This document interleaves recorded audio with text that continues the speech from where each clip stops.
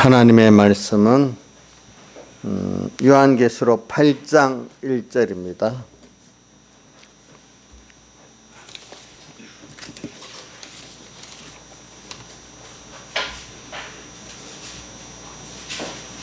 요한계시록 8장 1절부터 12절까지 봉독하겠습니다.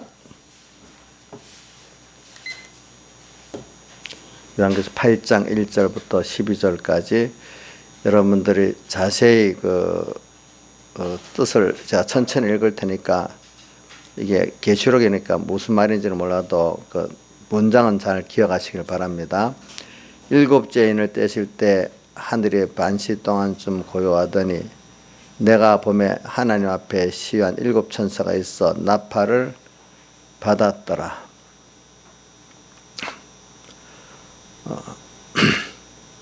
또 다른 천사가 와서 제단 곁에 서서 금향로를 가지고 많은 향을 받았으니 이는 모든 성도의 기도들과 합하여 보좌 금단에 드리고자 함이라.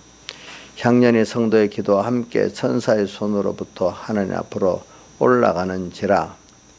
천사가 향로를 가지고 단위에 불을 담아다가 땅에 쏟음에 내성과 음성과 번개와 지진이 나더라. 일곱 나팔을 가진 천사가 나팔 불기를 예비하더라. 첫째 천사가 나팔을 부니 피 섞인 우박과 불이 나서 땅에 쏟아짐에 땅의 3분의 1이 타서 쌓이고 수목의 3분의 1도 타서 쌓이고 각종 푸른 풀도 타서 쌓이더라.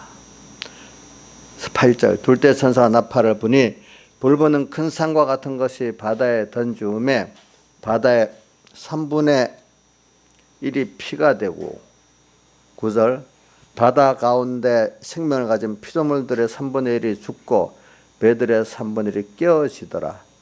10절 셋째 천사가 나팔을 부니 횃불같이 타는 큰 별이 하늘에서 떨어져 강들의 3분의 1과 여러 물샘에 떨어지니 이 별의 이름은 쑥이라. 물들의 3분의 1이 쑥이 되매 그 많은 그 물들이 쓰게 되면 인하여 많은 사람이 죽더라. 12절 넷째 천사가 나팔을 부니 해 3분의 1과 달 3분의 1과 별들의 3분의 1이 침을 받아 그 3분의 1이 어두워지니 낮 3분의 1은 비침이 없고 밤도 그러하더라. 13절 또 내가 보고 들으니 공중에 12절까지 했죠. 여기까지 봉독했습니다. 그럼 오늘 이 말씀은 주제가 뭐냐니까 하나님의 모든 은혜와 하나님의 주권을 믿고 하나님께 감사로 사은으로 영광을 돌리는 자가 되자. 자, 다시 합니다. 하나님의 모든 은혜와 또 하나님의 모든 주권을 믿고 감사로 또 감사하기 때문에 뭐죠? 사은으로 또 사은하기 때문에 뭐죠? 우리의 전부를 드림으로 하나님의 영광을 찬송하는 자가 되자. 이렇게 좀 길겠죠? 다시 한번 해볼게요. 자, 하나님의 모든 은혜와 또 하나님의 모든 주권을 믿고 그분께 우리는 감사를 깨달아 가지고 또 사은하고 사은이라 감사에 대해 감사에 대해서 은혜를 갚는 길이 사은하고 또 사은하지만 어떤 사은까지 자기의 전부를 들여서 사은하고 그래서 하나님의 은혜의 영광을 찬송하는 자가 되자. 이제 이런 긴 겁니다. 그러니까 여러분들이 뭐 짧게 하면 하나님의 은혜와 주권을 믿고 찬송하는 자가 되자. 이렇게도 할 수 있고, 그죠? 여러분들이 외우기 쉬운 대로 외워보세요. 하나님의 첫째는 은혜고, 그 다음 그분의 주권입니다. 주권을 뭐 믿고 감사하자. 이렇게도 표현해도 되고, 여러분들이 잘 기억하시길 바랍니다. 그럼 오늘 제가 이렇게 하는 이유는 이 세상이 돌아가는 걸 보면요. 이 사람의 뜻대로 돌아가는 게 아닌 거 여러분들이 다 알 수가 있어요. 그래서 오늘 8장 1절부터 이래 보니까 일곱째 인을 뗐을 때 하늘이 반시종암쯤 고요하더니, 이거는 뭐냐면 세상이라는 게 어떤 큰 항상 그 어려움에 환란이 오는 게 아니고 반시종암쯤 고요하더니 준비할 기회를 주신다는 거예요. 모든 개인적인 일이나 또 어떤 뭐 가정적인 일이나 국가적인 그 일들이 있을 때는 꼭 고요한 때라는 거는 그 준비하는 기회를 준다 이 말입니다. 반시종암, 잠깐 깨달음이나 기도나 이런 것들을 깨닫게 하시죠. 일단 또 하나님께서 어떤 책망도 하시지요. 이렇게 해가면서 깨우쳐 갖고 준비할 기회를 주십니다. 그러고 난 다음에, 그렇기 때문에 여기 보니까 지금 인장을 마치고 무슨 장으로 돌아가죠? 나팔장으로 지금 돌아가는, 이때 보니까 이외에도 성경에 보면 그 재앙 사이에 어떤 일곱째 인, 일곱째 나팔 이런 게 아니고 중간에 보면 이렇게 어떤 사건들이 일어나네요. 12장의 사건, 7장의 사건, 이런 것들을 중간에 끼어 있다고, 삽입할 때 삽자, 그죠? 삽입된 어떤 하나님의 역사라고 삽경이라고 이렇게 많이 써요. 성경 그 깨달음해 보니까. 이렇게 지금 이게 삽경이 들어오는 거죠. 그러니까 우리가 하나님께서 오늘 개인이나 이 어떤 나라나 어떤 시대가 특별히 이렇게 큰 시험의 때가 올 때, 이 시험의 때가 사실은 좋은 때예요. 준비를 잘하는 사람은. 자, 주선아, 시험 때가 학생들을 통과만 잘하면 좋은 때이지. 준비를 하는 사람은 좋고 안 한 사람은 안 한 게 드러나는 거잖아. 그렇죠? 예수 믿는 것도 분명히 우리에게 개인적인 환란이 오고 시대적인 환란이 오는 것도 좋은 겁니다. 나쁜 거 아닙니다. 네. 그래서 거기서 결정을 짓는 겁니다. 그러니까 이제 그걸 하기 위해서는 준비의 기회를 꼭 주신다는 겁니다. 그러니까 몸도 병이 올 때 준비 신호가 오잖아요. 신호가 오는데 그거를 모르면 병이 되는 거예요. 준비 신호를 알면은 괜찮은 거예요. 이인자 집사님, 어제는 그 준비 신호를 조심했어요? 예? 예? 지금 머리 어때요? 좀 나아요? 예배 드릴만 해요? 눈물이 날 정도로 아프진 않아요? 예, 알겠어요. 그러니까 이게 잘 살펴야 돼. 뭐든지 살펴야 돼. 그러니까 우리가 제일 몸에 대해서도 여러분들이 신호를부터 잘 살펴야 됩니다. 지금 여름철에는 더위 먹지 않도록 조심해야 돼요. 우리 20대 같이 젊은 사람들은 좀 더위 먹었다가 금방 낫고 하는데, 벌써 50 나이가 되면 더위 먹어버려갖고 그게 시작이 돼가지고 평생 병이 될 수도 있어요. 조심해야 돼요. 복원력이 별로 없어요. 알겠죠? 그런 거, 몸도 그런 것 같고, 이 시대라는 것도 개인의 생에 뭔가 보면 분명히 무슨 신호가 있어요. 하나님께 신호를 주신데도요, 반시점 좀 고요하도록 딱 뭐가 올 것 같이 보여요. 하나님이. 그때 준비를 하는 사람은 결정적인 승리를 하고, 우리가 하나님 앞에 이렇게 하나님을 얻고 또 하늘나라 영생구원을 얻고 이렇게 가는 사람이 되는 거죠. 그래서 요즘에 우리나라 국내적으로도 격변이고 국제적으로 격변의 시대잖아요. 개인적으로는 사람마다 이럴 때 또 평안한 사람도 있고 그래요. 일단은 제가 넓게 보면 국내적으로 격변 시대고 국제적으로 격변 시대예요. 이러가, 그죠? 코로나라는 걸 통해서 전 세계가 그렇고, 이런 시대에 오늘 우리는 도리어 우리가 이게 하나님께서 지금 준비의 기회를 또 여러분들에게 그만큼 주신 거예요. 지금 아직까지는. 이럴 때 준비를 잘해가지고 개인 구원도 성공하고, 또 우리 한국교회 또 이렇게 더 깨끗해지는 구원을 얻고, 또 세계의 모든 교회들이 또 하나님 준 구원을 잘 얻는 계기가 되기를 바랍니다. 그래서 근데 보니까 3절부터 봐요. 기도가 나와요. 3절부터. 또 다른 천사가 와서 제단 곁에 서서 금향로를 가지고 많은 양을 받았다. 이는 모든 성도들의 기도들과 합하여 보좌 금단에 드리고자 함이라. 그래. 금 있고 밑에는 또 gen양 향로가 있는 거는, 금 향로는 영원한 영원한 기도를 받는 걸 말하고, 영원히 향로는 그냥 한때 역사하고 끝나는 면을 말하고 있습니다. 알겠죠? 그래서 여기 많은 향을 받았다. 이 말은 성도들의 기도가 향년과 함께 올라가주니까 우리가 기도하는 게 있어요. 기도가 여기 4절에 향년이 성도의 기도와 함께 천사의 손으로부터 하나님 앞에 올라간다. 자, 향년이 성도의 기도 바로는 안 올라가요. 이 향년은 향이라는 뜻이 뭐냐면요. 그 원래 향이 왜 나왔죠? 그 악한 냄새를 제거하고 좋은 냄새를 풍기기 위해서 그런 거잖아요. 그죠? 그럼 세상에 인간들은 전부 다 악해. 인간은 만나보면 다 악한 것밖에 없어요. 저는 보면 개인이나 나라나 다 쌓아보면 전부 악해요. 예. 근데 아름다운 거는 예수님의 우리를 위해서 그 아들을 내어주시고 십자가에 못 박여 죽으시고 부활한 이 예수님의 사흘에 대해서 이것만 선해요. 그러니까 이런 면을 보면 좀 좋겠어요.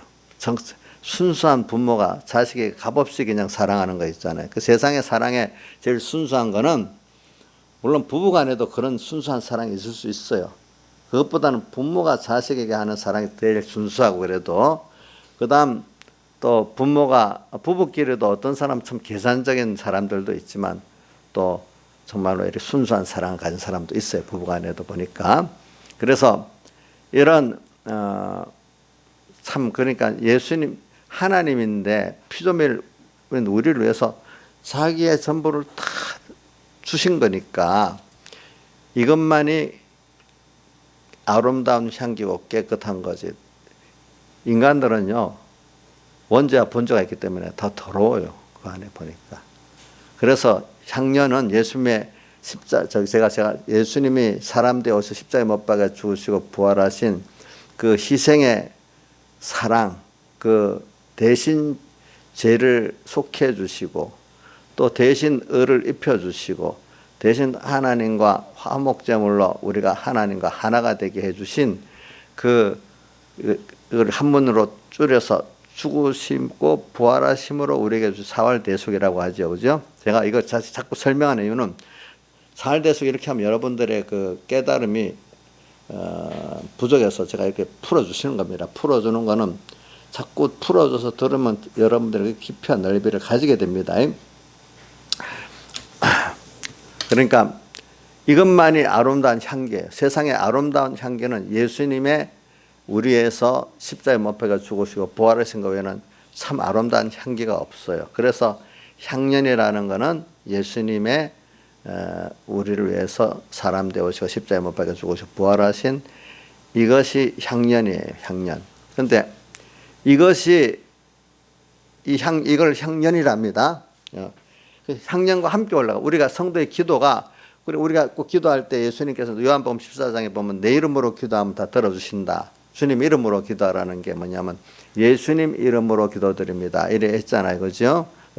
그러니까 요한복음 14장에 보세요. 내 이름으로 기도하면 들어주시는 이유는 이로 인해서 하나님 아버지가 영광을 우리 받으시기 위해서 그렇게 그 기도를 들어서 이루어 주심으로 아버지가 영광을 받으시기 때문에 예수님 이름으로 기도하라 그랬습니다. 그래서 우리가 예수님 이름으로 기도드립니다 하는 것은 그분의 사람 되어 세상에 오셔서 십자가에 못 박아 죽으시고 부활하신 그 공로를 우리가 믿음으로 우리가 주님 앞에 갈 수 없는 죄인인데 죄 문제가 해결돼 버렸어.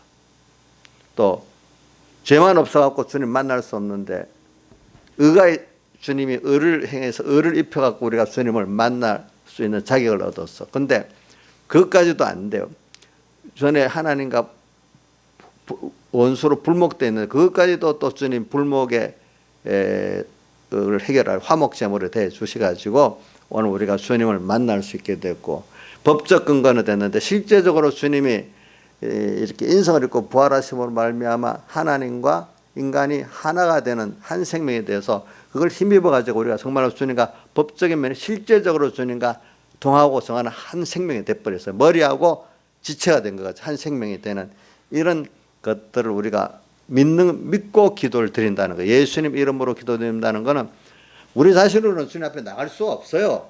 근데 예수님께서 하신 공로를 내 것으로 믿는 그것 때문에 주님 앞에 기도하면 주님이 그 기도를 들어주실 수 있게 됐다는 거예요. 그러니까 여러분들이 참 우리가 예수님의 사람 되어 오셔서 낮아지고 가난해지고 우리에서 죽으시고 부활하신 이 공로가 여러분들 같은 엄청나게 크신 그 분이 나를 위해 희생했다는 건 정말로 놀라고 감사할 수 있어야 되는 겁니다. 알겠죠? 근데 이거는 모르고 감사는 모르고 맨날 달라고 하면 어떻게 되겠어요? 깨달은 사람들은 더 받은 게 우리가 세상 것 비해서 신령한 구원면을 보니까 받은 게 너무 커서 더 달랄 게 없는 거야. 땅의 것들은 구하지 않아도 하나님이 내가 이 받은 구원의 생활을 하고 살려면 이 모든 걸 안 달라고 안 해도 이 모든 걸 내게 대해주신대. 근데 우리 보고 어떨 때는 밥도 달라고 뭐에 기도를 하게 하느냐 하면은 하나님이 은혜로 다 주시고 있는데 그거를 자기들이 모르니까 달라고 할 때 주는 것 같이 주는 건 그거를 깨닫게 하려고 그러는 거지. 하나님 줬다는 거. 그러니까 신약 성경에 보면은 모든 걸 하나님이 주고 있다는 거 아는 사람은 그 세상 걸 달라는 기도를 안 했는데도 하나님 다 주셔. 근데 여러분들이 그거를 하게 하는 거는 하나님이 주고 있다는 그 자체를 깨닫게 하려고 어떨 때는 그 세상의 은혜를 구하는 기도를 하게 하는 겁니다. 여러분들이 아직 그걸 잘 모를 때는 해야 됩니다. 해야 돼서 하나님 주시는 거 어떨 때는 안 주고 일부러 가만히 있을 수도 있어요. 그러니까 하나님 주셔야 하니까 줄 때도 있어요. 왜? 그 사람은 그렇게 해서 줘서 깨닫게 하려고 그러는 거예요. 근데 그 다음에 그걸 아는 사람은 기도를 안 해도 주셔요. 알겠죠? 세상에 대한 거는. 기도를 안 해도 주셔요. 그 다음에 이제 여러분들에게 이 기도를 지금 말하시면서 겁니다. 기도. 예수님 이름으로 이렇게 기도 드리기 때문에 4절 향년이 성도 기도 함께 천사의 손으로부터 하나님 앞에 올라간다. 그러니까 자 예수님의 사활대속의 공로로 인해 가지고 우리 기도가 주님께 들려지게 됐습니다. 그래서 시편 116편 1절 2절은 뭐라고 되어 있죠? 다윗의 시편인데 저가 내 음성과 간구를 들으시기 때문에 하나님 아버지께서 내 음성과 간구를 들어주시기 때문에 내가 저를 사랑하는도다. 그 다음 2절에 내 기도에 귀를 기울여 주시기 때문에 지금 크신 하나님이 내 기도에 귀를 기울여 주시기 때문에 평생에 기도하리로다 이렇게 표현했어요. 그래 우리는 여러분들 평소 때도 그렇지만 여러분들이 앞이 캄캄하고 어려울 때 저도 지금도 그러고 과거도 그랬지만 저는 찬송가 그 111장 찬송의 후렴에 앞이 캄캄할 때 기도 잊지 마시오. 그 성구를 저 어려서부터 지금까지 잘 외우고 있어요. 네. 그럴 때가 많았기 때문에 그때는 내가 교만했던 데서 어떻게 겸손해지는 거지. 그래서 세상에도 이런 말이 있대요. 포기하지만 않으면 포기는 하면 끝이지만 포기 안 하면 할 수 있다. 이런 말이 요즘에도 많이 나오더라고. 포기하면 끝이야. 하나님이 나와 함께 모든 이것을 건져주신다는 걸 내가 포기 안 하면은 꼭 하나님이 하시더라고요. 그리고 어떤 사람에 대해서도 제가요, 포기를 안 하면 하나님이 해 주시더라고요. 그래서 저는 여러분들에게 제일 큰 선물 하나가 뭐냐면 사무엘이 너희를 위해서 기도를 쉬는 죄를 범치 아니하겠다면서 이스라엘 백성에게 그 다윗을 사울 왕으로 세우면서 그죠? 자기는 사사로의 정치는 이제 그만두고 하나님 제사에 드는 일만 하면서 사울 왕에게 맡기면서 그러나 내가 너희를 위해서 기도하는 일을 쉬는 죄를 범치 아니하겠다 그랬어요. 그러면서 저는 또 그걸 보면서 그래 기도도 하고 또 기도하지만 아무리 어떤 사람이라도 내가 그 사람을 위해서 정말 기도하고 소망을 포기를 안 해야 되겠다. 끝까지 어떻게 그 사람이 떨어지고 뭐해도 내가 그 사람을 포기하는 거는 제가 왜 그러냐 하니까 제가 서북교에서 백목사님 그래요. 그 위에 신앙의 지도자나 선배들이 그 사람을 포기해 버리니까 살인하는 거래요. 죽이는 거래요. 죽이는 거. 하나님이 살려줄 거를 자기가 포기해 버리니까 주사를 꽂아서 살려줄 걸 안 꼽아주는 거나 마찬가지. 간접 직접 살인 안 해도 내가 죽이진 않아도 살릴 사람은 못 살리니까 살인하는 간접 살인 아닙니까? 나이사님 그래요? 나이사님 간접 살인 해보셨어요? 안 해봤지. 무슨 해봤어? 육적으로는 안 해봤잖아. 영적으로는 해봤을 수 있겠지. 신앙적으로는. 그러니까 제가 포기를 기도하고 끝까지 뭐 죽는 날까지 안 해줬다 합시다. 죽는 날까지도 내가 소망을 갖고 기도를 하면 꼭 이루어 주신다는 걸 제가 많이 경험을 해봤어요. 저는 그거 왜냐하면 제 자신에 대해서도 각오해봤지만은 또 하다 보면 내게 맡긴 성도들에 대해서 기도해 보면요, 내가 포기 안 하면 하나님이 하시더라고요. 또 내 유괴 자녀들도 보면 오늘 죽을 것 같은 그것도 살려주시더라고 보니까 제가 기도합니다. 하나님, 내가 이렇게 하나님은 할 수 없는 걸 하시는 주권자니까 뭐 도저히 희망이 없지만 저는 믿고 기도합니다 하면 또 살려주세요. 어떨 때 보면은 참 이게 이 기도라는 게 이렇게 여러분들이 그분을 정말로 주권자, 오늘 주권자라고 했죠. 주권자인 줄 믿고 또 그분이 나를 사랑하시는 분을 믿고 이렇게 우리가 기도하고 포기 안 하면 하나님은 꼭 들어주신다는 걸 믿으시기 바랍니다. 김영미 사님 포기했어요? 포기해봤어요? 예? 무슨 말인지 안 들었는가? 예? 양떼에 대해서 포기해봤냐고요? 하면 안 되겠지요. 자기에 대해서 포기하면 되겠어요? 안 되겠지요. 예, 안 돼요. 예, 그게 누구를 믿지 않고 무시하는 거죠? 하나님을 믿지 않고 무시하는 거예요. 예. 믿고 뭐 저 같아도 사람인데 내 자녀들이 맡긴 성도들이 저를 믿고 막 따르면 저 나름대로 있는 힘을 다해서 해주려고 하지 않겠어요. 근데 목사님 무슨 해줄 수 있겠어? 뭐 그렇게 안 믿으면 저도 안 해주겠지. 근데 꼭 믿고 따르면 인간의 본성이라는 건 해주려고 하는데 하나님은 하물며 안 해주시겠어요? 그런 것들을. 그러니까 오늘 우리가 이 기도를 이렇게 하고, 근데 기도의 권세가 있다는 거지. 근데 이 기도가 하나님 들으시는 기도가 해야 되는데 어떤 기도냐 하니까 이렇게 올라갈 수 있는 향년과 함께 올라가는 이 욕심의 기도는 안 올라가. 예수님 피공에 합당한 기도는 올라가는데 그렇지 않는 기도는 올라가질 않아. 그러니까 여러분들이 기도할 때도 이사야서 1장에 보면 내가 너희 기도를 듣기 곤비했다. 제발 기도를 안 하면 좋겠다 하는 그 기도를 하면 안 되겠죠. 그렇죠. 그러니까 이제 어릴 때는 어떤 기도를 해도 괜찮아. 하나님 바꿔주시니까. 근데 이제 커서 알만한 사람들이 그럴 때는 기도할 때부터 조심해서 해야 돼요. 알겠죠? 그래서 5절 천사가 향로를 가지고 단위의 불을 담아다가 땅에 쏟으며 기도가 이제 올라왔어. 그 향로 기도가 담겨져서 올라가지고 이제 그 기도의 응답을 하시는 거예요. 하나님은 분명히 우리 기도의 응답을 하시기 때문에 땅에다가 이제 천사 향로를 가지고 단위의 불을 담아다가 이제 받은 기도를 응답을 하는 거죠. 쏟아. 그래서 땅에 4가지 형태로 하나님의 우리의 기도의 응답이 나타나는데 하나는 뭐죠? 내성, 음성, 번개, 지진이 나더라. 땅 위에는 크게 4가지 하나님의 역사가 있는데 하나님의 진노의 역사가 있어요. 땅에. 음성은 또 하나님의 자비의 사랑의 역사가 있어요. 그 다음에 번개는 성령의 역사가 있어요.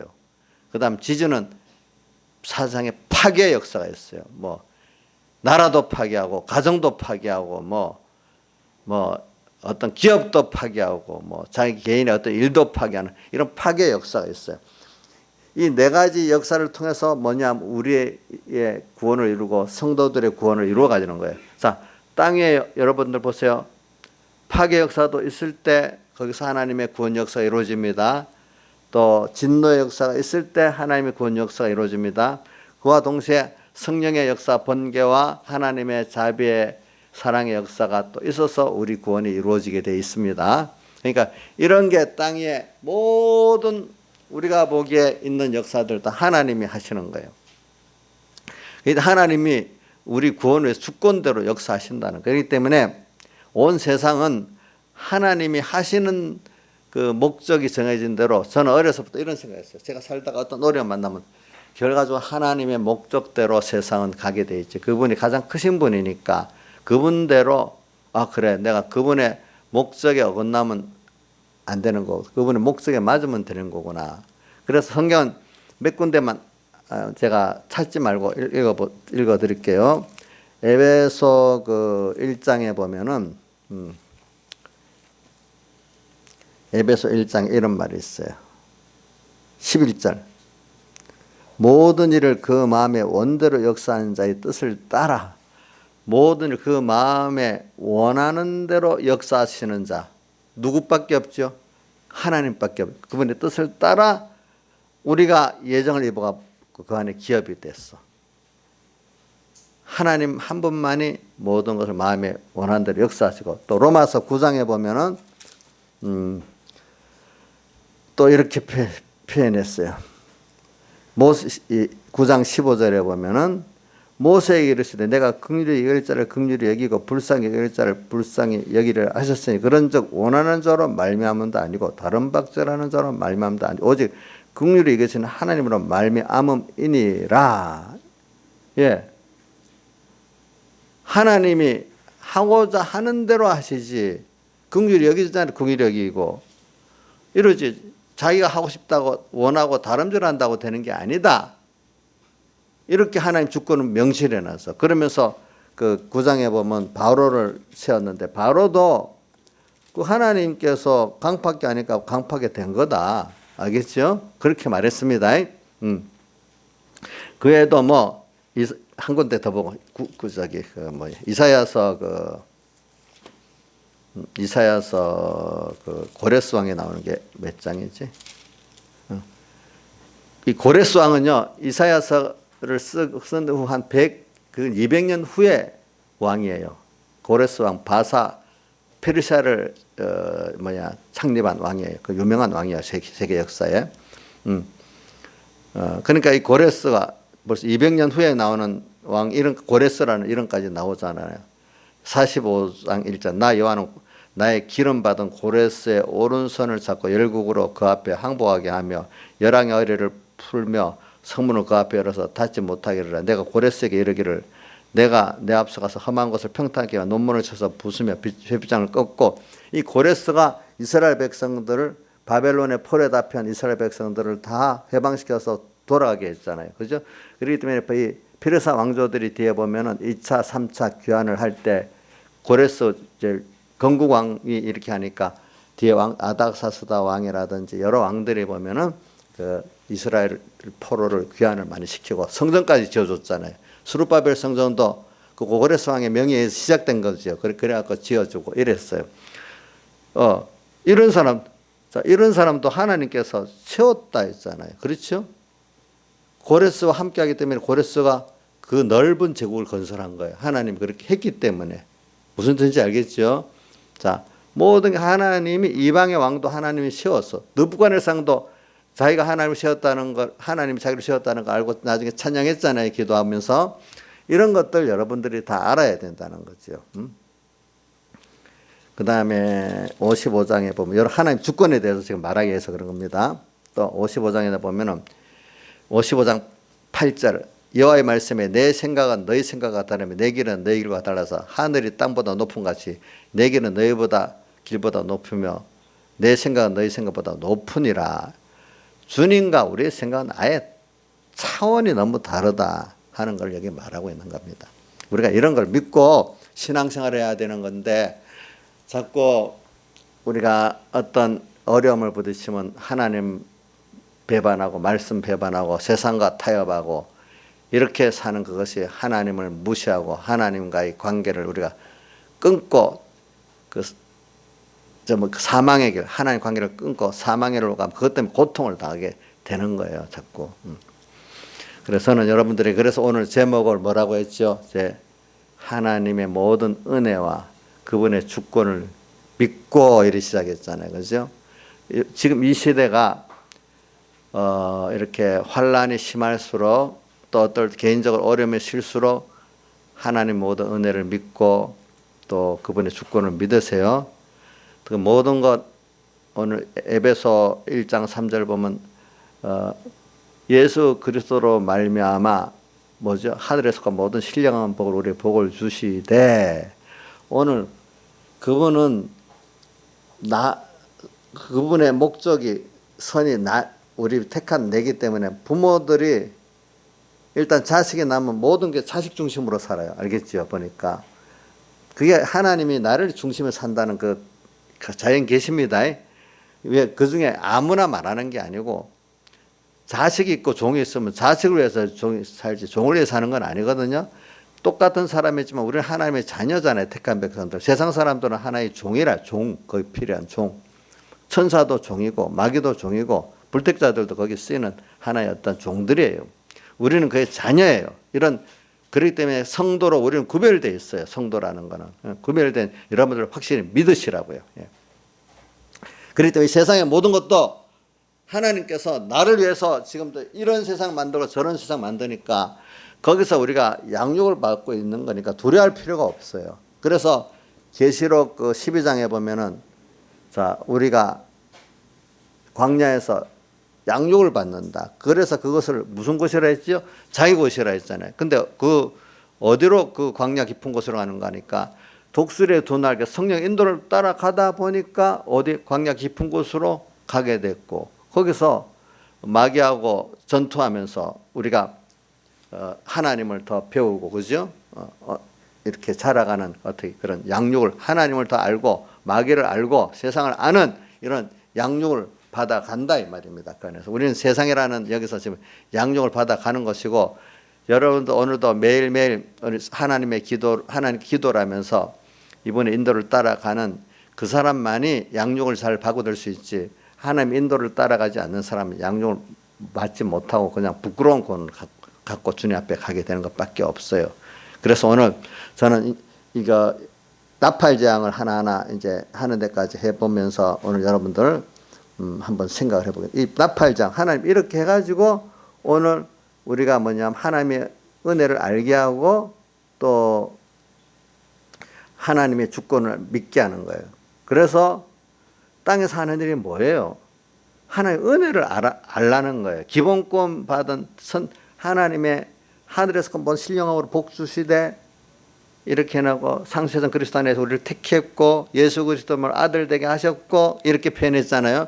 그 복이 어떤 건가 땅에서부터 배워갖고 좀 알고 또 천국 가갖고 또 그분과 그거 갖고 또 평생 영원히 주님과 동행하면 또 하나님 은혜를 알고 그분의 주권을 믿고 그렇기 때문에 참 은혜 내가 자기 생명을 다 들여 사안하는 그 자가 되고 내가 받은 구원의 가치가 어떤 것보다 크다는 그 가치를 자부심을 가지고 살도록 이렇게 하시는 하나님이란 말입니다. 알겠죠?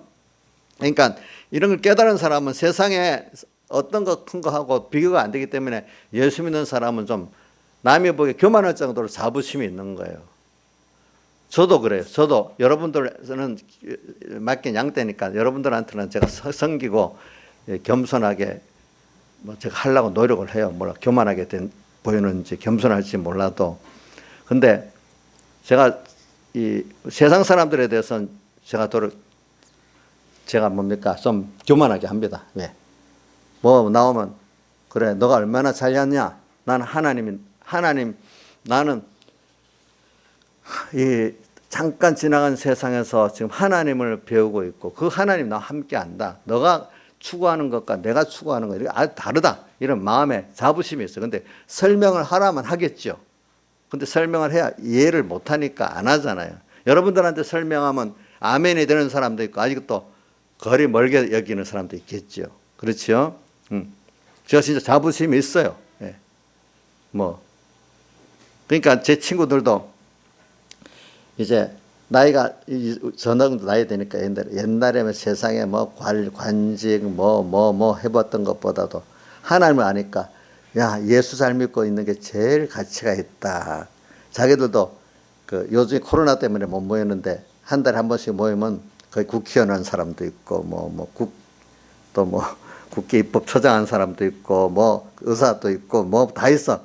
근데 그 사람들이 이제 나이가 들으니까 야 그런 것들이 다 하나 과정이고 예수님 잘 믿는 게 제일 좋은 거구나. 이제 그렇게 자기들이 고백을 해요. 무슨 뜻인지 알죠? 살아보면 그거 알아요. 그러면서 자기들이 뭐라 하는 줄 알아. 40대는 세상에 좀 잘 나가면 그거 갖고 뻐기고 자랑해서 꼴 보기 싫었대. 근데 지금은 다 믿는 사람들을 한해서 그런 겁니다. 믿는 사람 신앙에 들어가니까 그게 다 하나의 과정이구나. 그러니까 그 신앙생활 잘하는 그게 진짜 남는 거구나. 이걸 아는 거예요, 사람들이 보니까. 자, 그러니까 여러분들이 오늘 뭐냐면 세상에 대해서 여러분들이 좀 교만할 정도로 자부심을 갖고 살아야 되는데도 어떤 어려움을 당해요.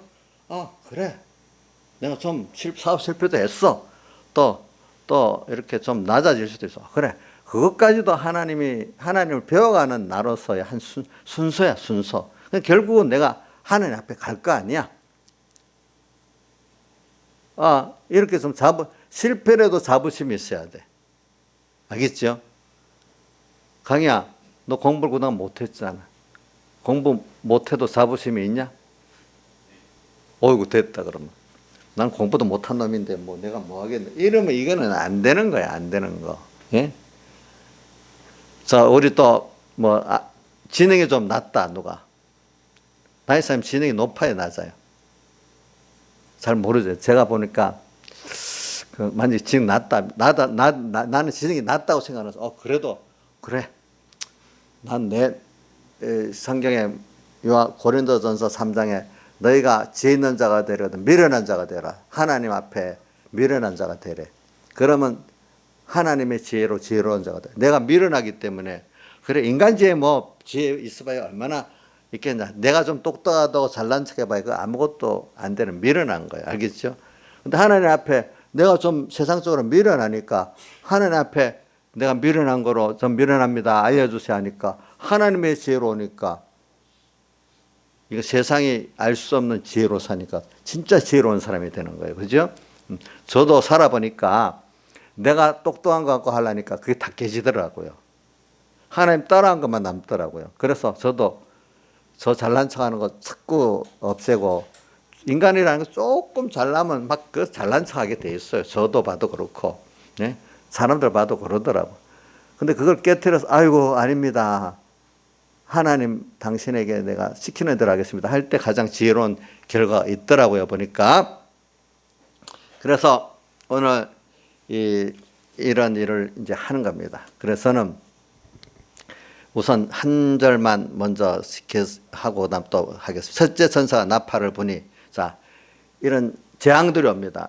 이 재앙이 다른 말로 하면은 큰 시험입니다. 이걸 통해서 우리가 겸손해지고 세상에 마음 둘 매력이 없대도요. 세상 알고 보면 세상에 좋은 것 같아도 매력이 없어요. 얼마 안 가면 그 권세도 금방 없어지잖아. 그것도 누리지 못하면 누리지 못하잖아요. 참 예수와 예수 안에서 주는 그 구원과 그분이 준 축복만 매력이 있는 것이지 축복을 받아도 하나님 복되게 해야 그게 매력이 있는 것이지 그 축복해 줬는데 하나님 딱 떠나가 버리면 그 받은 복이 또 화가 돼 버리면 그 매력이 없어요. 매력이 없대도요 보니까. 그러니까 오늘 일곱 나팔 또 무슨 일곱 대접재앙이 예수님의 피 안에 있으면 유월절 재앙 같이 내 쾌방과 자유와 구원을 얻고 또 하나님 세상 축복도 받는 계기가 되지만은 그 축복이라는 거 받는 것도 좀 잘 쓸 수 있는 사람 복되게 쓸 수 있는 것도 축복입니다. 또 더해주는 것도 축복이고. 근데 이게 피 밖에 있으면은 모든 게 다 멸망의 재앙이 돼버립니다. 유월절 때 피 밖에 있으니까 다 멸망받았죠. 그죠? 오늘 예수 믿는 우리들은 이런 겉으로 볼 때는 재앙이지만 예수 안에 있으면 그게 뭐죠? 큰 축복입니다. 그렇기 때문에 저는 136장 찬송을 부를 때 그거 좋아해요. 내 주 하나님 넓고 큰 은혜는 저 큰 바다보다 있다. 주님의 은혜는 그 바다를 보면 죄악의 바다도 될 수 있지만 은혜 바다도 똑같이 둘로 나눠지게 돼. 근데 어떻게 해야 은혜 바다가 되냐? 언덕을 떠나서 창파에 뱉대요. 언덕이 있으면 언덕이라는 게 있어요. 요까지 볼 때는 안 보이잖아요. 언덕을 딱 넘어간 밑에가 다 보이잖아요. 그렇죠? 이걸 뭘 말하냐면 자기 인간의 지혜로 모든 걸 보면 언덕 밑에서 보는 거예요. 근데 자기를 부인하고, 그죠? 하나님을 인정하고, 그분의 주권을 인정하고, 그분의 말씀을 인정해서 또 올라가서 그게 언덕을 자기를 부인하고 하나님의 지혜로 보고 하나님의 그 은혜 안에로 딱 살면 온 세상이 다르게 보이는 거예요. 은혜, 모든 게 죄악에 넘칠드는 바다가 알고 보면 은혜 바다로 싹 변해버리는 거예요. 그게 나를 겉으로는 삼키는 것 같은데 그 안에 주님과 함께 다니면 엄청난 은혜를 경험할 수 있는 그게 되는 거예요. 알겠죠? 언덕을 떠나서 창파에 뱉대어 내 주 예수 은혜 바다로 내 맘껏 다녀보라. 근데 몇 절에 있죠? 왜 너 인생은 얕은 물가에서 2절이야 3절이 한번 봐주세요. 저 큰 바닷물을 보고 찰싹거리는 작은 바다 보고 마음이 졸여서 맥가는 몇 절이에요? 2절? 2절? 왜 너 인생은 한번 읽어 다시 보세요. 왜 너 인생은 언제나 거기서 저 큰 바닷물을 보고 금이 모르는 깊은 바닷속을 한번 헤아려 왔구나. 3절이 많은 사람이 얕은 물가에서 저 큰 바다 가려다가 찰싹거리는 작은 파도 보고 찰싹거리는 작은 파도 살다가 본 작은 어려움들이 있잖아요. 어려움 그거 보고 마음이 졸여갖고 자기를 부인 못하니까 그 하나님의 은혜를 모르고 주권을 모르니까 나가지 못. 왜 너 인생은 참절이네. 그러니까 왜 너 인생은 얕은 물가에서 저 큰 바닷물을 보고 금이 모르는 깊은 파도 하나님 큰 은혜를 믿고 가보지 않느냐. 자, 파도도 깊은 속에 가면 파도 넘실넘실해서 몰라요. 작은 데서 그렇지. 응? 그 가보란 말이에요. 가보면은 그 은혜의 깊은 속으로 빠져 들어간다 이 말이죠. 그죠? 그게 언덕을 넘는 거야. 언덕을 떠나서 창파에. 언덕을 넘는 사람들은 그 바다에 믿음의 배를 띄고 마음껏 다닌다는 거예요. 근데 언덕을 넘지 못하는 사람은 찰싹거리는 작은 파도 보고 맨날 거기서 울고 원망하고 겁내하고 이러다가 제가 교인들 지도해 보면 어떤 사람은 자기 언덕을 못 넘으니까 맨날 목사님 힘들어요. 뭐 어쩌고 맨날 뺑뺑 다른 쳇바퀴 도는 식으로만 해요. 어떤 사람은 믿음이 잘하는 사람은 전에하고 1년, 2년 갈수록 달라져요. 하는 게. 그래.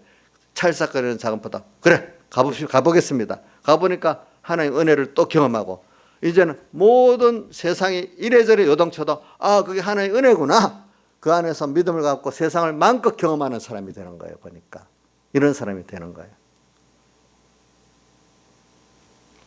그래서 오늘 이게 지금 나팔장을 하나하나 이제 해보겠습니다. 첫째 천사가 나팔을 보니까 나팔이라는 뜻은 왜냐하면 인자하고 다른 나팔은 경고를 말하는 거예요. 경고를 했는데 이거를 듣고 순종하는 사람은 구원이 되고 그 경고를 못 받는 사람은 망하는 거예요. 알겠죠? 경고를 못 받는 사람 망할. 나팔을 보니 피 섞인 우박과 불이 나서 이거를 피 섞인 우박을 뭐 폭탄이라고도 하고 뭐 그래. 그러니까 이 피 섞인 우박. 세상에 과학의 재앙, 뭐 어떨 때는 과학의 재앙을 말하는 거. 피가 섞였다는 인간을 죽인다는 거예요. 근데 우박이라는 거는 위에서 떨어져 내리는데 이런 걸 폭탄도 하고 비행기도 하고 뭐 여러 가지로 말하는데 과학적인 어떤 것이 도리어 뭐가 되는 거 하니까 자기에게 그 피가 섞인 믿음을 죽이는 게 된다는 거예요. 피 섞인 우박과 불이 나서 땅에 쏟아짐에 자 과학 재앙입니다. 첫 번째 세상의 물질 과학을 하나님보다도 더 믿고 가다 보면은 그것이 자기 믿음을 죽이는 게 된다는 거예요. 그래서 어떤 사람들이 죽느냐 하니까 땅의 3분의 1 또 그다음에 수목의 3분의 1 각종 푸른 푼에 또 이렇게 탄다. 이 말은 땅은 도덕적인 세상을 말해. 그다음에 수목은 세상에 생명은 있잖아. 잘난 사람들을 말해. 수목. 생명 있기는 있지만은 좀 그중에 좀 믿음이 좋은 사람들이라고 표현하면 되겠죠. 잘난면. 그다음에 각종 푸른 생명 있게 신앙생활을 하지만 좀 일반적인 신앙을 말하는 겁니다. 알겠죠? 그런데 이런 사람들이 타버려. 3분의 1이라는 뜻은 뭐 꼭 3분의 1이라는 뜻이 아니고 여기서 회받는 사람이고 회받지 않는 사람이 있다는 그 어떤 한계를 말합니다. 하나님께서 그래도 모든 사람들을 다 멸하지는 않아요. 그 준비한 사람은 멸하지 않는다는 뜻에서 3분의 1이라는 어떤 한계를 정해준 거니까 수치적으로도 3분의 1은 아닙니다. 그러니까 이거를 아까 거기에서 기도의 그 시간에 반시 동안 좀 조용한 기간을 줬기 때문에 이런 정말로 깨달아 기도하고 준비했던 사람들은 과학장애 멸망을 받지 않는다는 것이죠. 그런데 과학 자체가 나쁘다는 것은 아닌데 눈에 보이는 과학 자체를 하나님 말씀보다도 더 크게 여기는 그것 때문에 그 사람들이 뭐 넘어가는 일이 많아요. 그런데 과학이라는 거는 우리 구원을 위해서 그게 사용되는 거죠. 그 자체가 앞서가지는 않아요. 그럼 이 사람들은 잘 몰라. 과학하고 예수 믿는 거는 배치되느냐? 절대로 그렇지가 않아요. 과학은 그 안에 있는 거예요. 안에 있는 거. 그래서 과학 자체는 틀린 게 아닌데 그거를 인간들이 어떻게 이용하는가에 따라서 그게 진리로 이용할 수도 있고 반거짓말이 될 수도 있어요. 알겠죠? 반거짓말. 그래서 과학 자체는 거짓말이 아닌데 그거를 어떻게 하나님 앞에 바로 사용할 때는 구원의 진리면이 될 수 있고 그 과학을 너무 믿고 하나님을 말씀을 믿지 않는 그 자체는 이제 반거짓말이 되는데 사실 그 과학에 대해서 내용을 잘 모르기 때문에 그러는 거예요. 깊이 있게 모르니까 과학 맞는 같이 여기는 거예요. 사람은 과학적 물질로도 살지만 물질 이면에 마음으로 살고 믿음으로 사는 게 있잖아요. 우리가 그동안 많이 배운 공산주의의 그 물질 중심의 그 모든 생각이 인간은 모든 물질만 갖고 하는 게 아니라 인간의 마음에 어떤 동기부여가 있어야지 무슨 일을 하게 되고 또 무슨 물질 생활을 할 때 그 지혜가 나와야 또 물질을 더 잘 만들고 농사 하나 짓는 것도 동기부여가 돼야 열심히 하게 되고 또 지혜도 써서 더 농사를 잘 지을 수가 있잖아요. 그죠? 그런 것 같이 그냥 간단한 물질, 인간이라는 거는요, 물질만 관계된 게 아니에요. 이거 그런 인문학이라는데 일반 물질하고도 인문학하고 또 달라. 인문학은 참 복잡하지. 그렇죠? 인간의 그 어떤 동기부여가 없으면 물질 생활이 갖고 있어도 행복하지 않대도 또 그 자체가 또 더 생산도 증대가 안 된대도요. 동기부여가 없이 그냥 예를 들면 옛날에 그 베트남만 해도 베트남 중에 월남 반쪽 공산화되기 전에 밑에는 그때는 농사를 지어도 남았어. 근데 베트남이 남북이 통일되니까 집단 농장화 되니까 생산이 쫙 줄어버리는 거야. 공동생산. 동기부여가 없으니까 열심히 농사를 안 짓는 거야. 그런 식이 되는 겁니다. 알겠죠? 그러니까 나중에 안 되니까 다 집단 농장을 없애버리고 개인의 어떤 자유를 줘가지고 이렇게 만드니까 생산이 또 증대가 되는 거야. 북한도 마찬가지. 북한도 옛날에는 집단 농장만 하니까 김정일 때 그 어려움이 올 때 굶어 죽는 사람이 수백만 명이 굶어 죽었는데 그거 안 되니까 아이고 우리는 책임 못 지겠다. 배급제 책임 못 지겠다고 개인 장마당으로 만들어 놓으니까 지금은 어려워도 알아서 농사를 짓고 사니까 겨우 밑에 지금 장마당에 서민들은 안 굶어 죽는데 평양에서 국가에 월급 받던 고위직들 공산당 간부들이 지금 배고파서 난리래. 배고팠던 사람들이니까. 그래서 지금 과거에는 지금 그렇기 때문에 공산당 간부들이 배고프니까 더 체제가 무너지기가 쉽다는 거예요. 알겠죠? 지금 보니까 알겠죠? 그러니까 우리가 이제 무슨 여기서 뭐 지원해주면 그 돈, 그 물질은 공산당 간부들 나눠주는 거지 밑에 사람들 안 나눠주는 거예요. 이제 보니까 그것도 지금 대북 제재로 어려워지니까 그 사람들이 배고파서 지금 날린 거예요. 날린 거. 제가 말하는 거는 이렇게 그동안 공산주의를 실험해봐서 물질만 갖고 사람이라는 게 우선 그 자체도 증대되지 않을 뿐 아니라 그거를 가볍게 쓸 수도 없어요. 인간 사는 게 어때 물질도 있어야 되지만 마음의 즐거움도 있어야 되고 우리 예수 믿는 사람 영적인 그 즐거움과 능력이 있어야 되잖아요. 그러니까 예수 안 믿는 사람들은 신령한 면을 모르잖아요. 우리는 신령한 면을 가지기 때문에 그 사람들하고 또 다르잖아요. 그렇죠? 이런 면까지 우리는 다 알아야 돼. 그러니까 과학지향이라는 거는 그거 하나면 다 된다는 거. 그거 갖고 하기 때문에 과학 때문에 공산주의를 자기들은 과학이라고 합니다. 근데 물질 계산하는 과학만 알았지 인간적인 인문학적 과학은 모르니까 망한 거예요. 알겠죠? 무슨 뜻인지 알겠죠? 사람에 의해서 물질이 돌아가는데 그걸 인간의 행복이라는 게 어디 돈 100원 있다가 200원 있으면 자, 이정수 2배 행복해져요? 도리어 돈 많아가고 또 고통스러울 수도 있잖아, 사람에는. 그런 계량식으로 하는 그 과학주의 그거 안 된다는 거네. 응? 요렇게만 하고 이것도 깊이 들어가면 너무 깊으니까 요 정도만 할게요. 그리고 뭐 옛날보다 지금 뭐 세탁기도 나오고 뭐도 나오고 하니까 편리해졌는데 인간이 행복한 거하고는 달라요. 과학적인 편리하고 인간의 행복한 건 다릅니다. 자, 주선아 이해가 되냐? 편리한 거하고 행복한 건 다르다는 거 이해가 되냐? 저 나이는 이해가 되는가 보다. 우리 아마 주원이 나이는 이해가 안 될 수도 있겠다. 그런 것들이. 그 다음 8절 둘째 천사가 나팔을 부니 불보는 큰 산과 같은 것이 바다에 던지음에 바다의 3분의 1이 피가 되고 큰 산은 아주 유명한 것들 세상적인 유명한 것들 그런 것들이 도리어 어떤 정치에 유명한 사람들 또 어떤 단체들 이런 것들이 바다에 던지면 바다의 3분의 1이 피가 되고 바다는 죄악 세상을 말해요. 죄악 세상의 사람들이 다 또 이렇게 죽어버려. 세상에 잘난 것들이 사람을 구원하는 게 아니에요. 알겠죠? 유명한 것들 요거는 좀 빨리 넘어갑시다. 9절 그래 바다 가운데 가진 생명 가진 피조물들의 3분의 1이 죽고 배들의 3분의 1이 깨어지더라. 자, 배는 믿음이 깨진단 말입니다. 알겠죠? 믿음이 깨지고 다 또 생명이 죽는다. 다 10절 셋째 천사가 나팔을 부니 횃불같이 타는 큰 별이 하늘에서 떨어져. 여기 큰 별은 유명한 종들을 말하는 거예요. 알겠죠? 하나님의 종들.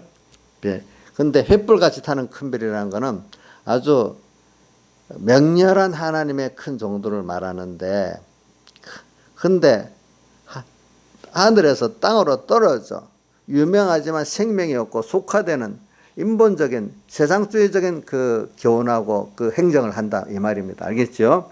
자, 유명하다고 다 좋은 게 아닙니다. 거기 생명이 꼭 있는 거 아닙니다. 알겠죠? 물론 유명한데 생명이 있을 수도 있지만 대체적으로는 유명하기 때문에 도리어 생명이 없을 수가 있어요.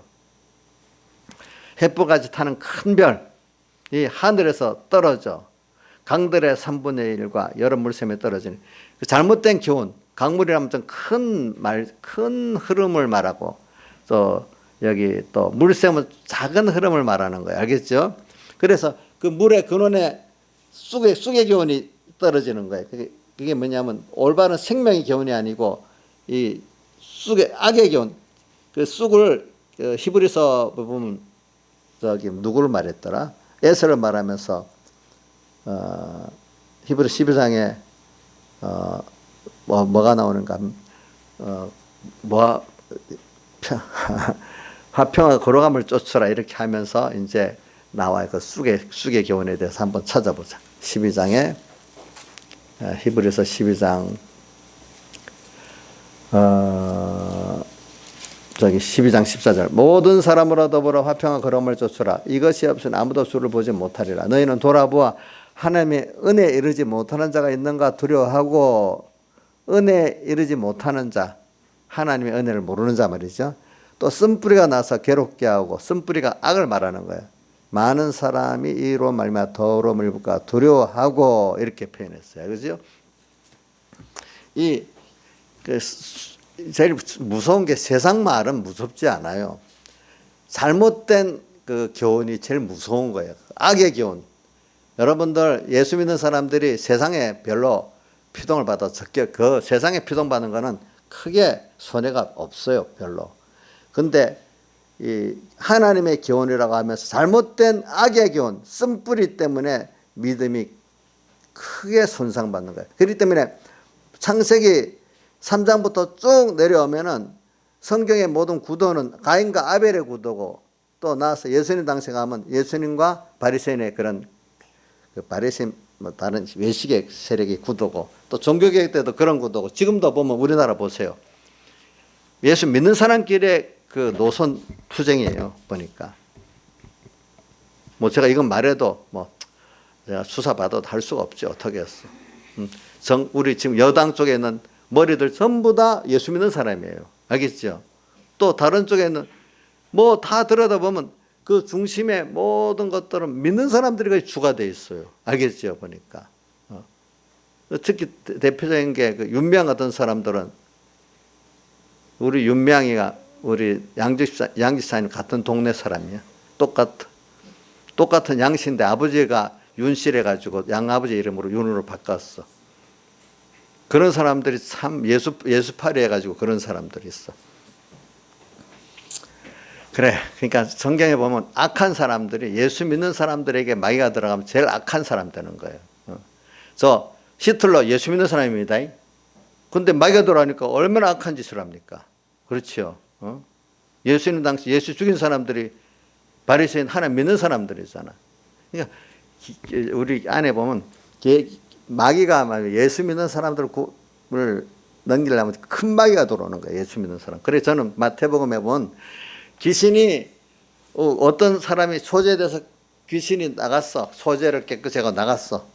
보냈더니 귀신이 쭉 돌아다니다가 자기 원에 있던 집에 다시 와보니까 소재가 되어서 깨끗해졌어. 예수 믿고 좀 내보냈는데 어느 시기 되니까 다시 돌아오고 악한 귀신도 7을 더 데리고 와갖고 전보다 더 악해졌다는 게 바로 바리새인들을 말하려고 주님이 그렇게 한 거예요. 그때 보니까 바리새인들이 더 악한 귀신이 돌아서 더 전보다 행편이 심해졌다 이렇게 표현하는 겁니다. 믿는 사람들이 신앙생활을 하겠다는 사람들이 은혜를 받았던 사람들이 마귀가 들어오면 그렇게 더 악한 귀신이 들어오기 때문에 은혜를 받을수록 조심해야 되는 겁니다. 아시겠죠, 여러분들이 보니까.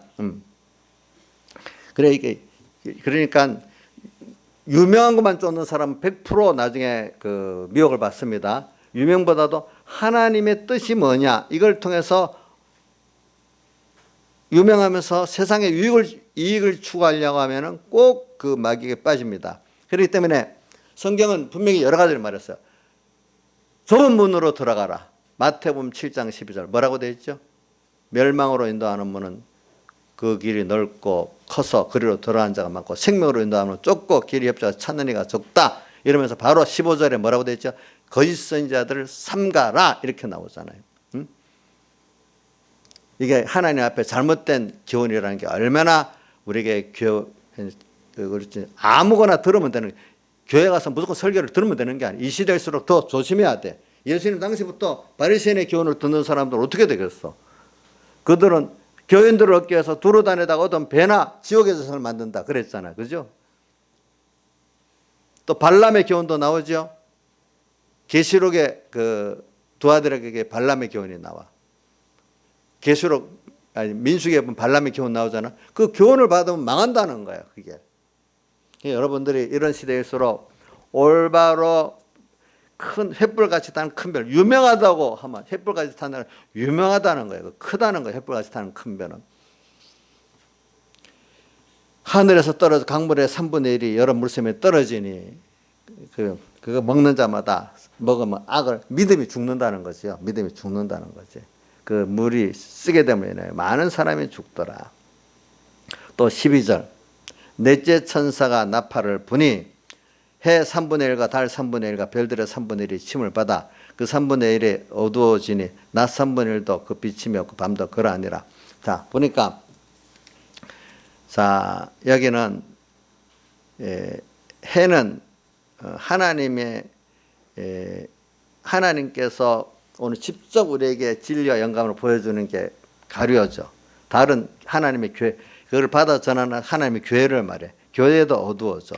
또 별들은 여기 또 성도들도 다 어두워져. 자, 이게 뭐냐면 왜 어두워지는가?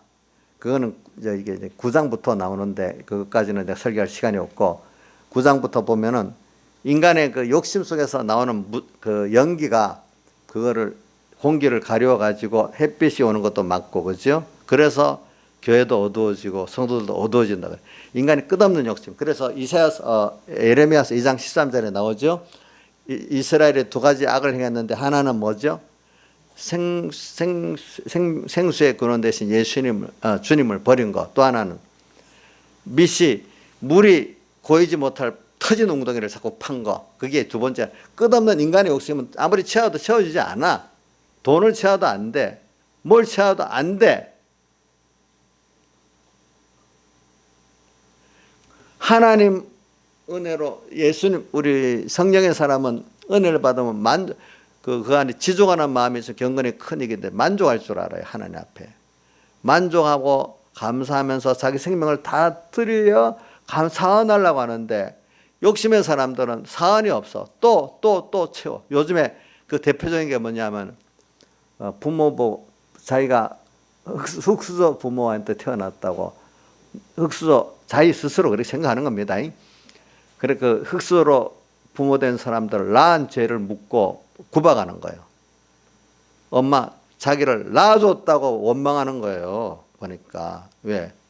그러려면 낳지 마지. 왜 낳냐고 책임 없이 금수저 같이 이렇게 해주지 않을 이상에 왜 그렇게 마음 낳냐고 이렇게 강요하는 자식들이 가끔 있어요.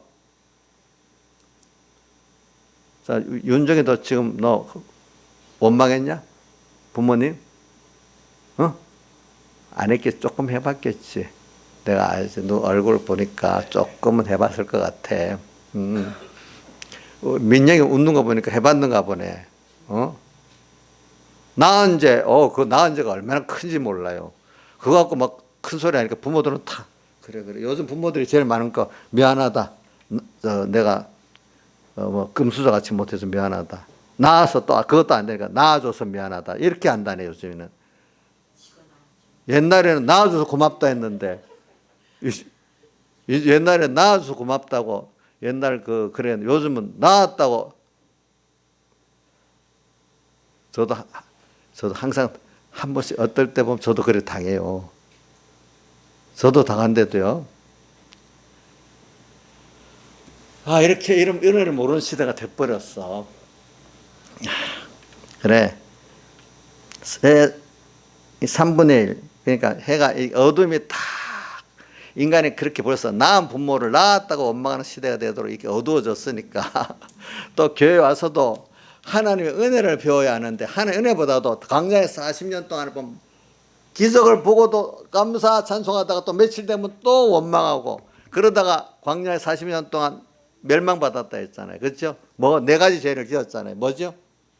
원망, 시험, 음행, 또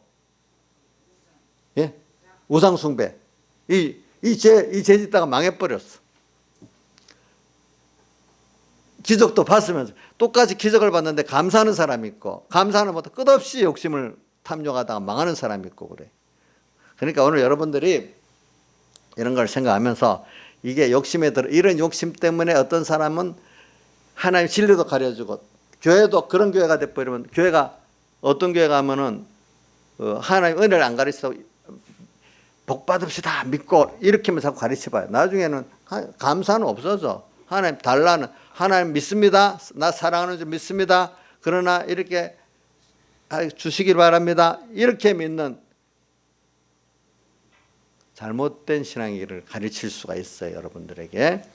그래서 오늘 이 말세가 되면 이렇게 인간의 욕심이 가득 어두워지면 벌써 하나님 진리 자체가 가려워지고요. 그 다음 교회들도 이렇게 다 어두워지게 되는 거예요. 그러니까 성도들도 다 어두워지게 되는 거예요. 근데 그게 다는 아니고 3분의 1이라고 했으니까 이것이 그 구원의 손해를 보는 자도 있고 여기서 준비를 잘 해가지고 승리하는 자도 있다는 거죠. 피 안에 있어가지고 예수님의 살대 속에 그 깊이와 넓이를 자꾸 연구해가지고 피 안에 있으면서 구원을 얻는 자도 있고 피 밖에 있는 자도 있는 거예요. 지금 우리나라 국제 정세도 보세요. 저는 여러분들이 어떤 대통령이 잘해서 국민이 잘해서 되는 것보다도 우선 이 하나님께서 모든 주권이 아까 고레스왕 한 왕을 세워갖고 그 시대 전체를 그 고레스왕 시대 전체를 흔들어 가지고 그 평정을 하잖아요. 그렇죠? 저는 그 이스라엘이 말입니다. 있는 위치가 또 우리나라 위치하고 똑같아요. 이스라엘 위치를 보세요. 여러분 지정학적으로 보면 자 페르사 쪽에 저 애굽으로 나가려면 꼭 이스라엘 거쳐서 가야 돼. 그렇기 때문에 느부갓네살 왕이 애굽을 치려하니까 꼭 이스라엘을 유다를 먼저 친 거고 또 헬라 또 누구지? 알렉산더도 저 페르사를 치려하니까 꼭 그걸로 지나가야 되니까 알렉산더 그 성경 기록에 났나 역사 기록에 보면 이스라엘을 또 치는 거예요. 애굽 사람들도 이 제리고로 나오려면 꼭 이스라엘을 또 치는 거예요. 꼭 길목에 있어. 항상. 우리나라가 지금 그렇잖아요. 그렇죠? 그러니까 그런 나라는, 길목에 있는 나라는 강하면 아주 좋지만 약하면 주변 나라들에게 밥이 되는 거예요. 알겠죠? 지금 우리나라가 지금 그런 거예요.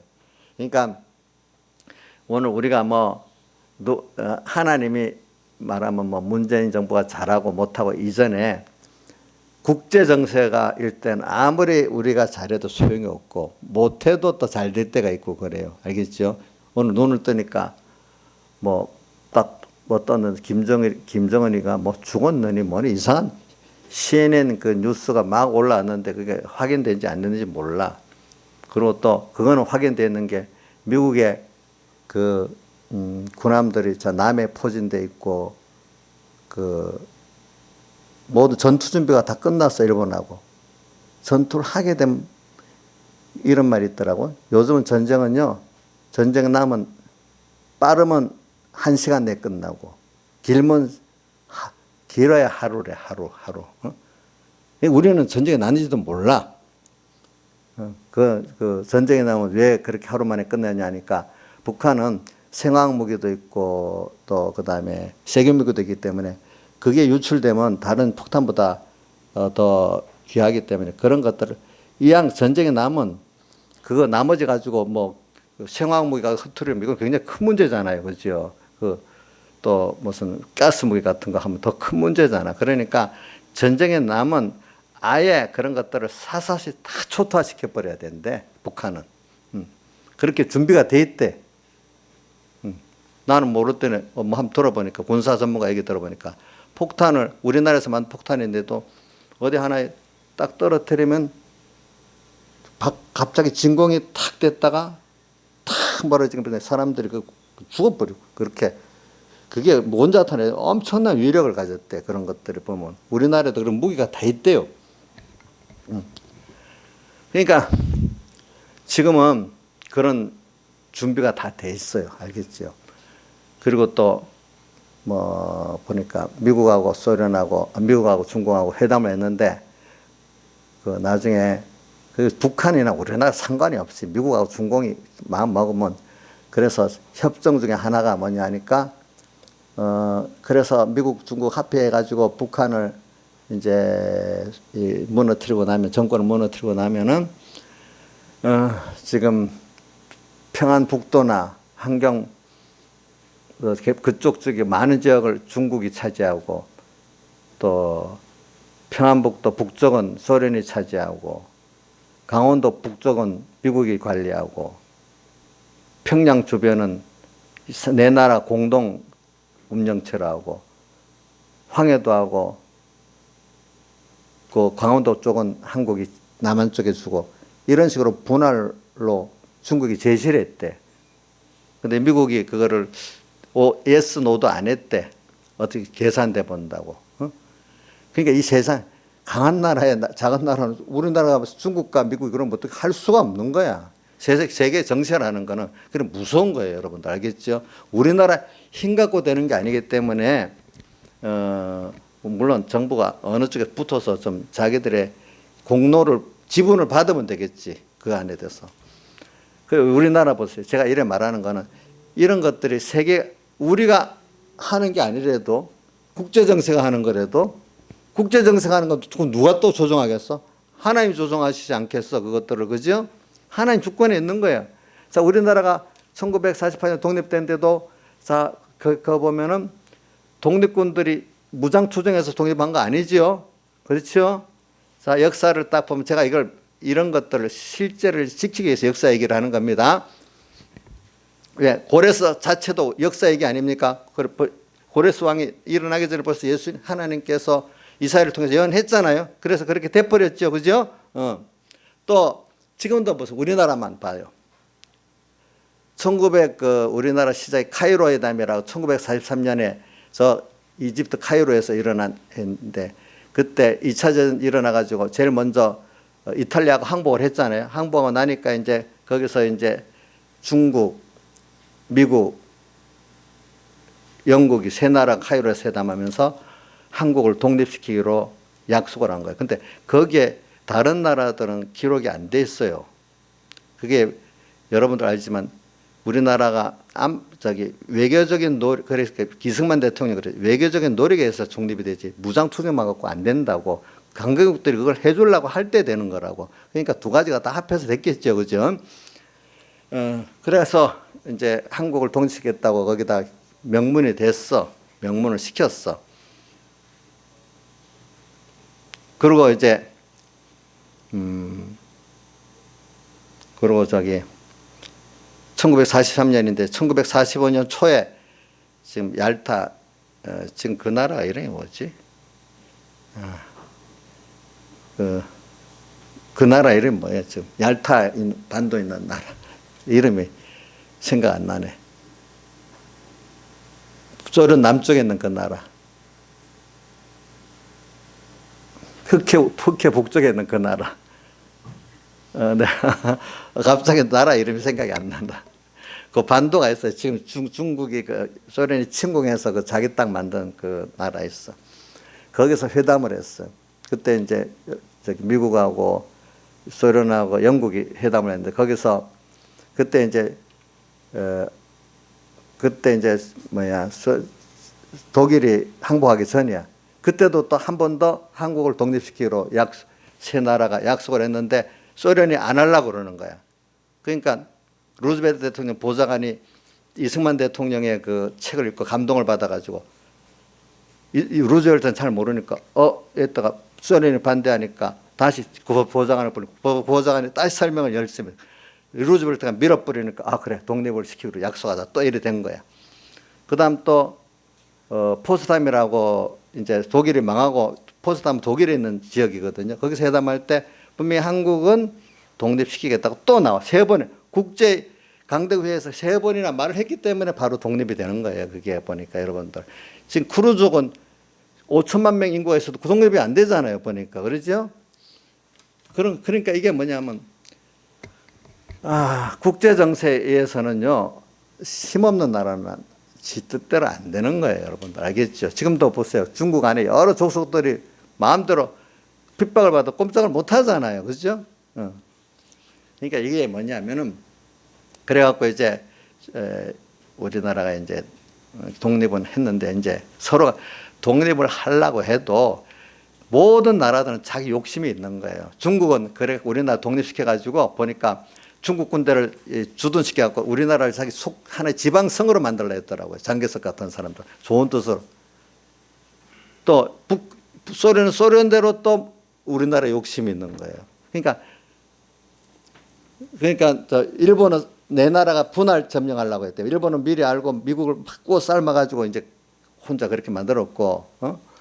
그러니까 그 세계의 어떤 정세라는 거는요.